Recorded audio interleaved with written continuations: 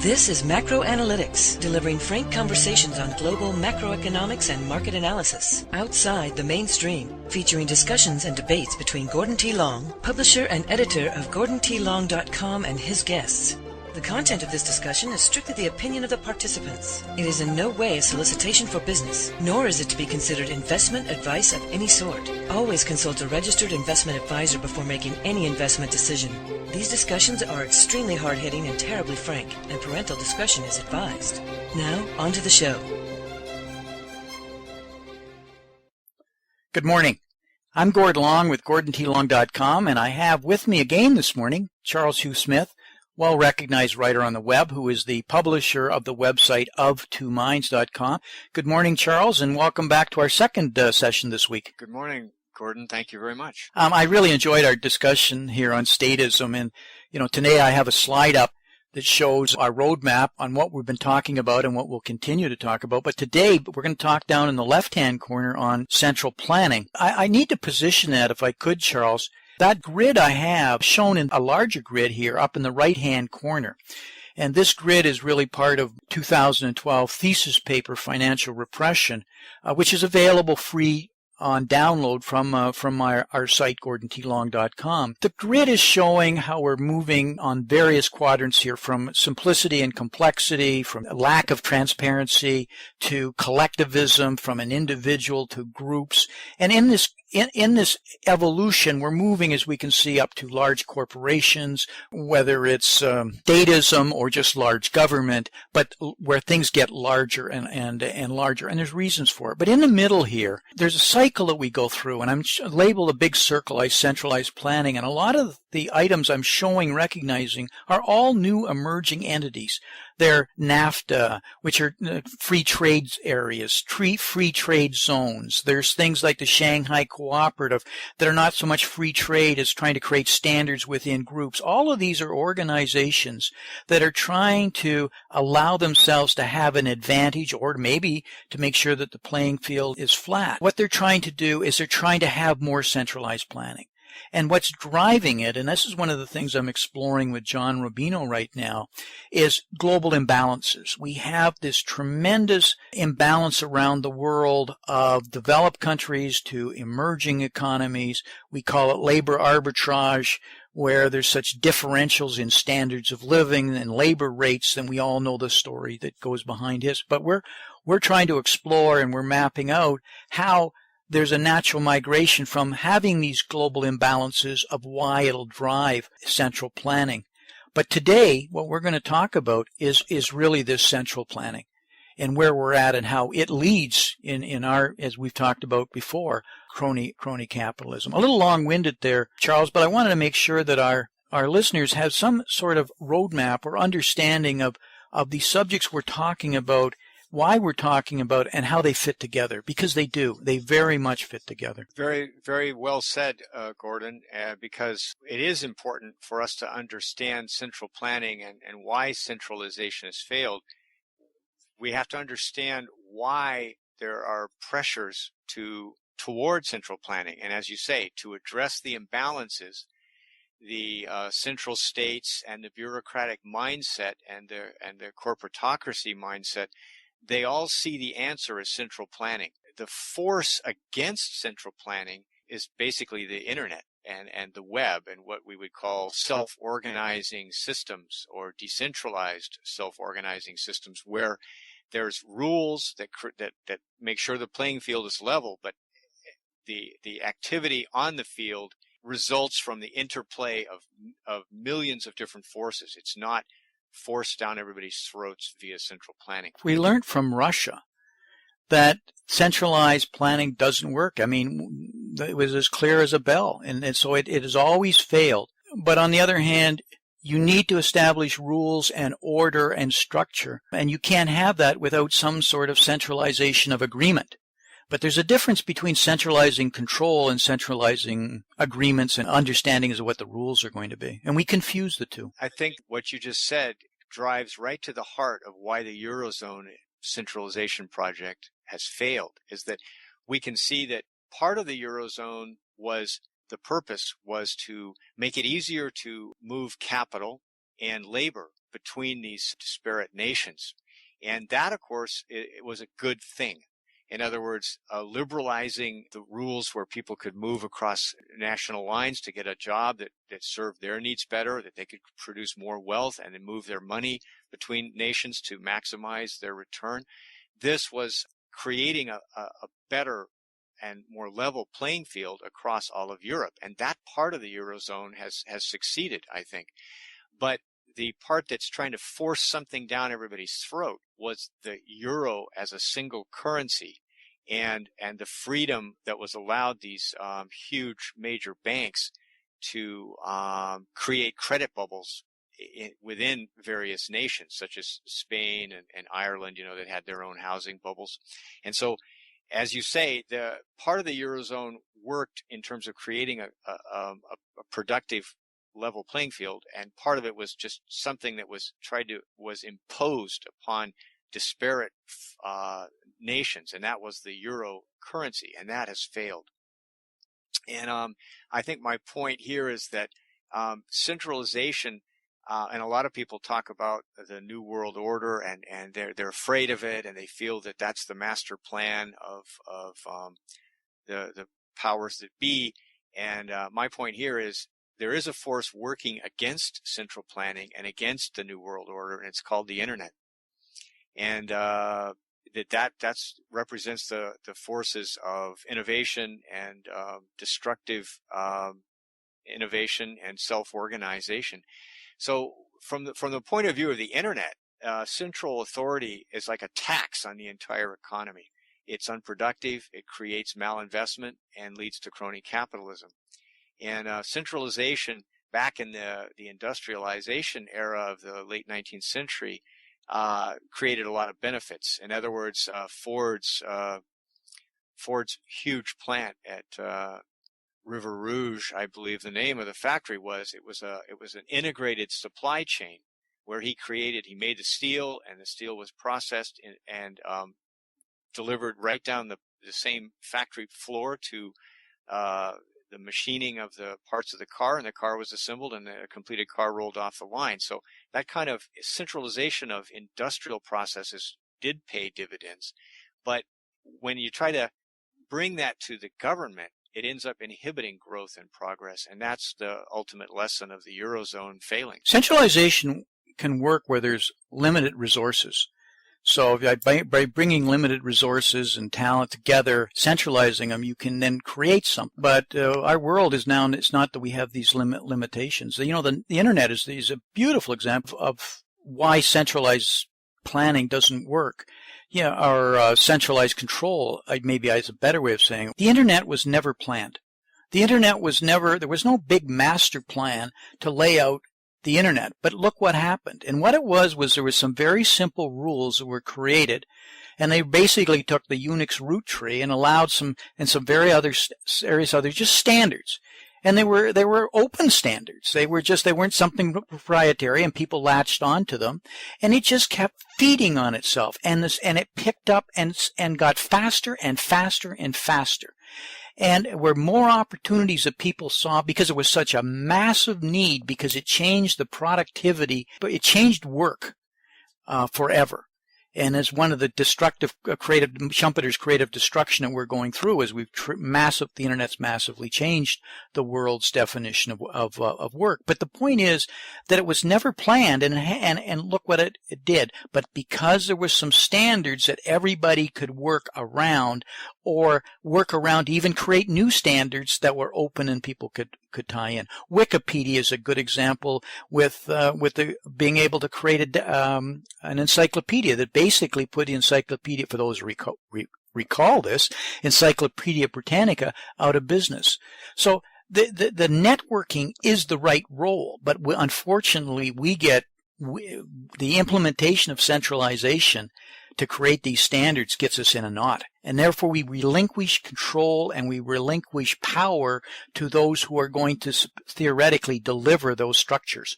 And we can't confuse the two, Charles. We can't. But we are right now. We very much are. Yeah, let's move to the next slide. My point here is that printing press, which was introduced, the mass printing of books in the 1400s, is a powerful analog to the World Wide Web we have now, and that it creatively destroys not just markets and unproductive parts of the economy, it actually undermines central power.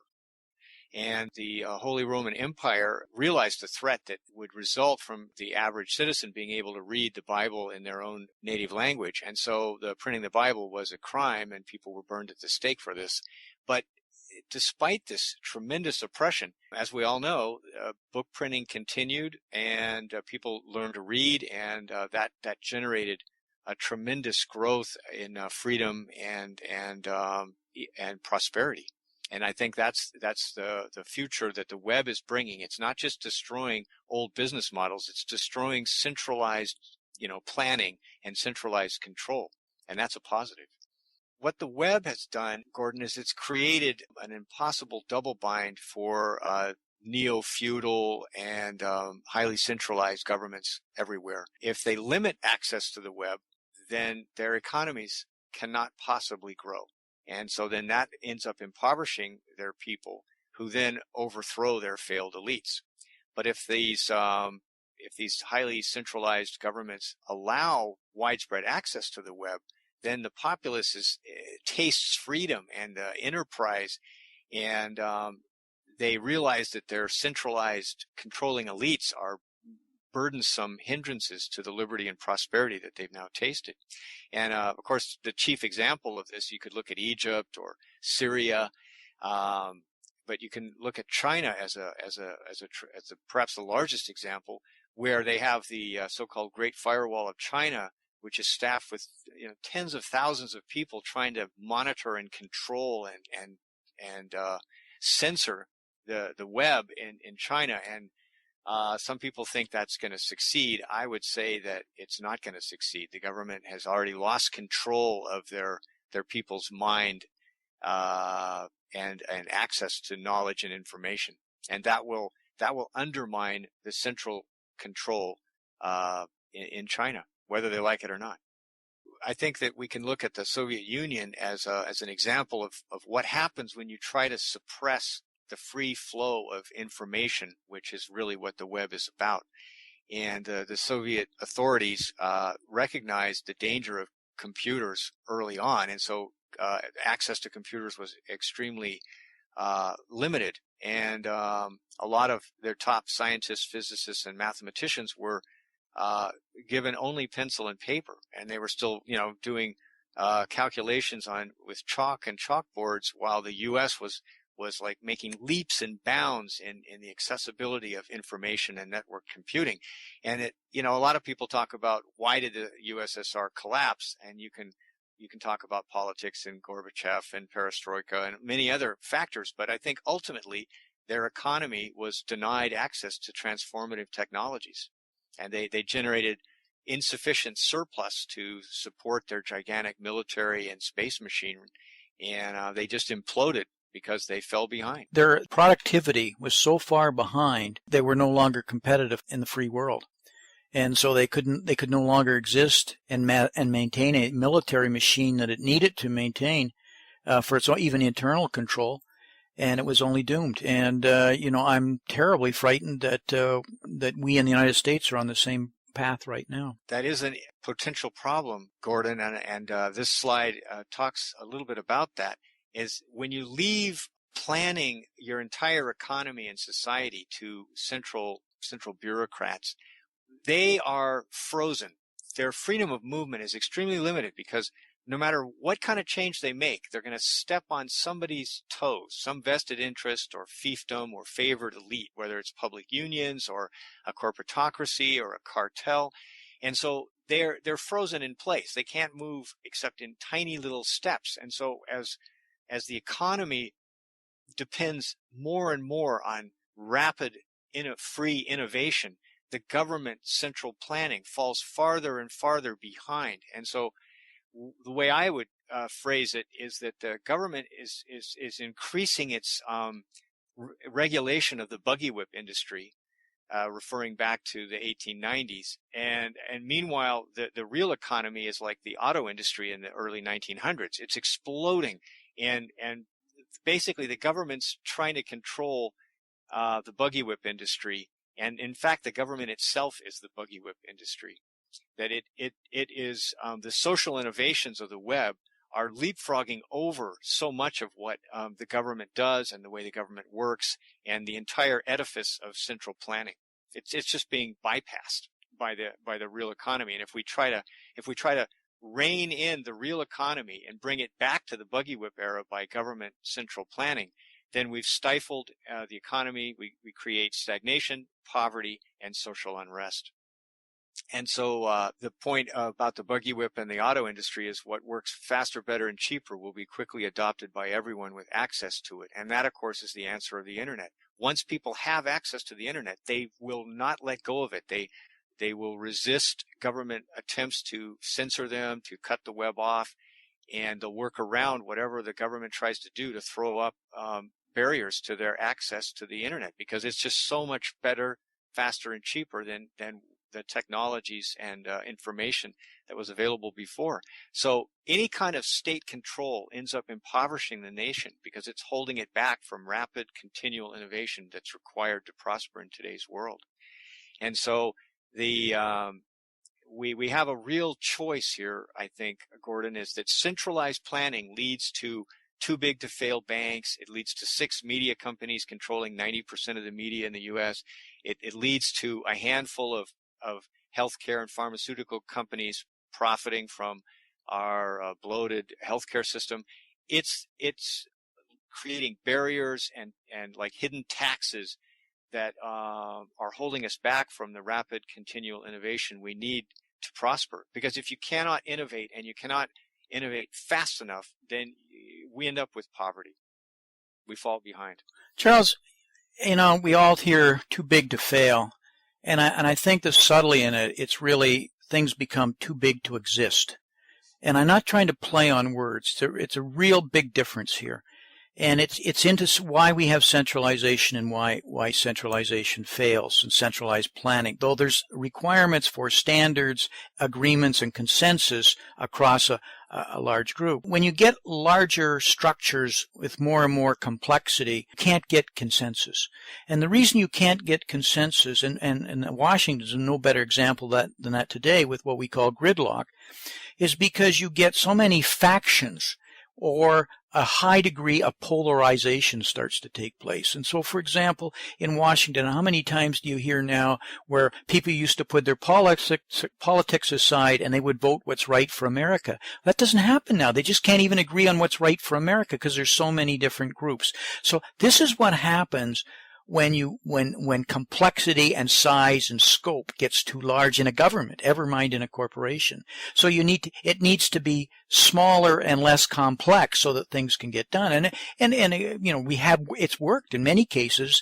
For example, right now you have the towns are responsible for certain responsibilities, then regions are responsible, then there's cities, and then we have the state, and then we have the larger government. And why does that mechanism sort of generally works? It's because the rules of responsibility and authority are established so they have their abilities to be innovative and do all of the work that they need to have done. I'm not saying it's the right mechanism, but it's allowing our society to function. So we've taken a lot of complexity, like Russia trying to manage all of this in centralized and have distributed it. Well, we need to do more and more of that in governments and corporations. And I think of the natural order of things being in nature and in organic. And what it does is it always grows where it grows and then divides. Grows and then divides. So one breaks apart and becomes two. And those two break apart and become four. And so that's how growth happens. So it never gets too big to fail. It never gets too big. Now, that sounds, well, what are you trying to say? What's that mean? Well, it works. But it also works because it networks. So suddenly these two that becomes four becomes eight have mechanisms that tie them together, kind of like the human brain, all these different areas, but the neurons are so well connected that magic happens in the brain and how it can function. Did somebody design it? No, it kind of evolved like the at least I believe it. I don't want to get into a question of faith and religion here, but like the internet, it evolved. So what we need is not to try and centralize all this control and structure, because that badness comes out of that. People who want power, who want control, who have motives, tend to operate very well in those kinds of areas where there's lack of transparency. What you want to do is a lot more focus on what the system, the process, the rules can be. And it was kind of like after the chaos of the Second World War. We had to sit everybody down, and we had a new Bretton Woods Agreement, and we came up with new structures like the IMF, like the World Bank. We came up with the United States being a world's reserve currency, gold back. And those were all very good structures for a unique set of chaos that we had at the time and allowed the world to move forward very rapidly. Unfortunately, I would argue we've outgrown those dramatically, and those are obsolete structures, thinking, process, and rules, but now they're so entrenched we can't change. And so we got large governments, large corporations that and with it, our theme here this morning, centralized control. We don't need centralized control. We need centralized coordination of programs or policies. What I call the genetic rules of order that allow freedom and innovation to grow and expand. Does that pass your common sense test, Charles? Yes, I think that's an excellent, the genetic rules of order, that it describes how transparent, self-organizing systems work in nature. That includes the human mind and the internet and ecosystems where there's no central planning defining every discrete step that can happen. That it self-organizes and precisely it self-organizes. So like DNA. So you need to come up with the larger boundary conditions and the larger rules of order, and then get out of the way and let the world's imagination and creativity. And unfortunately, we have political boundaries and national states and corporate brands that are going to do everything in their power to stop that from happening. They're going to want to stop the web being open access. They're going to want to restrict it because of all sorts of, we have financial terrorism, whatever, because it's their way of exerting that kind of control. But we can't allow that to happen. And now we're on this roadmap to globalization, whether you want it or not. It's here and is going to accelerate. We got to figure out how the world should better operate. And it can't operate in a model that was built in the 1800s. Of nation states necessarily, or boundaries, or because the internet I get on the internet, I don't know where it's going. I'm anywhere in the world. My subscriber base on my site, they're 24/7 around the globe, and I no longer think of it as having anything to do with the United States. Your whole mindset changes. And I'm sure on your website you see the same thing, Charles. Yeah. And so I think this has been a very important program, Gordon, in defining the difference between setting rules that people agree to by consensus that establish a transparent, level playing field, and an oppressive central planning frame of mind where everything has to be follow a set of rules that end up favoring parties with political or capital influence, and then you end up with crony capitalism and financial repression. So that's our choice, and we each have to make our personal choice to support transparency and level playing fields, and resist the central planning frame of mind. One of the things we learned on the web, and people fought very hard, is we wanted everything to be open standards. And we had all the corporations wanting to have proprietary standards because they had their lock. But there was such a groundswell continuously of creating standards that were open and nobody had control of them, but everybody could improve upon them, that it just allowed the fastest rate of innovation mankind has ever seen has been demonstrated on the web. And it's that same model that somehow we have to figure out from a new governance. Our governance of our economy and our financial system will allow us not just to fix our problems, but to accelerate and take us to a new standard of living for all of mankind. And it's going to require just a major rethink. But that rethink will never begin until we start to create some structures where there's open consensus can be built. And unfortunately, getting open consensus is nigh on impossible in a political environment. I think that's an excellent summary of the show, Gordon, and I have nothing to add to that. I think that's an excellent ending. I think it bridges between why we go from central planning to statism in the last comment. Charles, thank you. We need to break. I thank you very much for your time this week. It's much appreciated. I always enjoy our conversations. Any last comments you'd like to make, or could you tell our listeners how they could learn more about your writings, the things you do, your website, and your book? Well, everyone is welcome to visit me at www.of2minds.com and see what else I have to offer. Well, thank you very much, Gordon, for the chance to discuss these really critical issues. I'm looking forward to later this summer when we can get back and really talk about some of the elements of the social side of these changes, not just why they're happening, but what it means to people's lives and the behaviors that are starting to change. Because I'm seeing many, many examples we've talked about offline, Charles, of lives who are having to change to accommodate these changes, and they're not good changes. And I'm going to see more and more, I believe, more and more social unrest as we go into 2013. So until we talk again, have a good summer, Charles. Thank you so much, Gordon, and same to you. Bye. This has been Gordon T. Long, editor and publisher of GordonTLong.com. New recordings are posted regularly and can be found at GordonTLong.com. New show notifications are available through RSS feed, iTunes, and other social networking venues at GordonTLong.com.